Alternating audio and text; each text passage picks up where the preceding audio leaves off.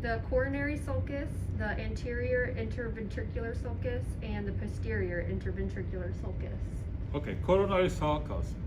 A sulcus means groove or depression. So it's going to be this depression between the atrial end and the ventricular end. So that groove right there. And then on the right side, it's going to be that groove right there. You will notice that there are blood vessels running in the coronary sulcus.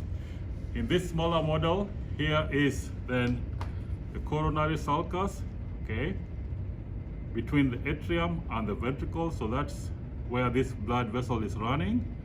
And then the coronary sulcus on this side, on the left side, is this one right there, okay? Now the anterior interventricular sulcus, interventricular. So anterior, this is the anterior end, right ventricle, left ventricle. So the sulcus is this depression where you have this yellow adipose tissue. And if you notice that there are blood vessels, the blue ones are veins, the red ones are arteries. So the arteries and the veins are running down the groove, okay, anterior interventricular groove. The posterior interventricular groove is going to be on the posterior surface of the heart. So we have to change this. And you see, in this model, the posterior interventricular groove is not as cool as I would like it to be.